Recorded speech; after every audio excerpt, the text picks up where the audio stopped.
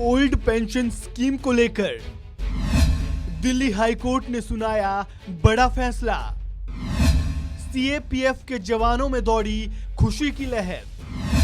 क्या है पुरानी पेंशन और नई पेंशन योजना में अंतर? देश के कई राज्यों में ओल्ड पेंशन स्कीम को लेकर बहस हो रही है। हिमाचल प्रदेश में कांग्रेस की जीत का सबसे बड़ा कारण भी ओल्ड पेंशन स्कीम लागू करने के वादे को माना जा रहा है। इन सब के बीच दिल्ली हाईकोर्ट ने ओल्ड पेंशन स्कीम को लेकर बड़ा फैसला सुनाया है। कोर्ट के इस फैसले के बाद सभी सीएपीएफ यानी सेंट्रल आर्म्ड पुलिस फोर्सेस के जवानों के बीच खुशी की लहर दौड़ पड़ी है। इस वीडियो में हम दिल्ली हाईकोर्ट ने ओपीएस पर दिए अपने फैसले में क्या कहा ये तो जानेंगे ही, साथ ही नेशनल पेंशन सिस्टम और ओल्ड पेंशन सिस्टम में क्या अंतर है इसके बारे में भी आपको बताएंगे। दिल्ली हाईकोर्ट ने सीएपीएफ के कर्मचारियों को ओल्ड पेंशन स्कीम का लाभ दिए जाने की बात पर मुहर लगा दी, यानी अब सीएपीएफ के सभी जवानों को इस ओपीएस का लाभ दिया जाएगा। इस मामले में कुल 82 याचिकाओं पर फैसला सुनाते हुए बेंच ने कहा, सशस्त्र बलों में चाहे कोई आज भर्ती हुआ हो या पहले कभी भर्ती हुआ हो या आने वाले समय में भर्ती हो, सभी जवानों और अधिकारियों को पुरानी पेंशन का लाभ दिया जाएगा।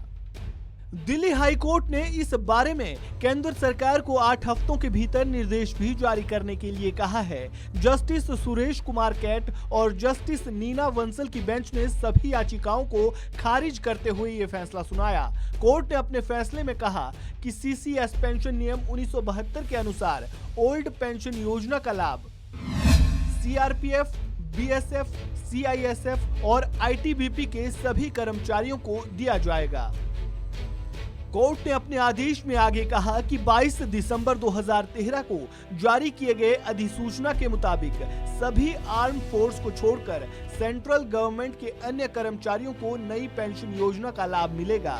दिल्ली हाईकोर्ट ने अपने आदेश में यह भी कहा कि old pension scheme armed forces के लिए पहले से ही मौजूद है, ऐसे में नई पेंशन स्कीम को लागू नहीं किया गया है। आपको बता दें कि नई pension scheme national pension system के तहत दी जाती है और old pension scheme old pension system के तहत दी जाती है।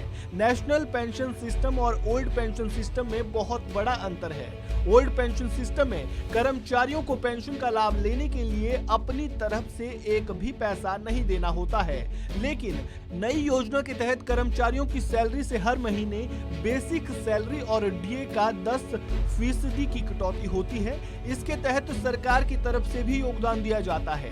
ओल्ड पेंशन सिस्टम में कर्मचारी को जो पेंशन दी जाती है वो आखिरी सैलरी का 50% होती है, वहीं नेशनल पेंशन सिस्टम के तहत जो पेंशन दी जाती है उसका आखिरी सैलरी से कोई लेना देना नहीं होता।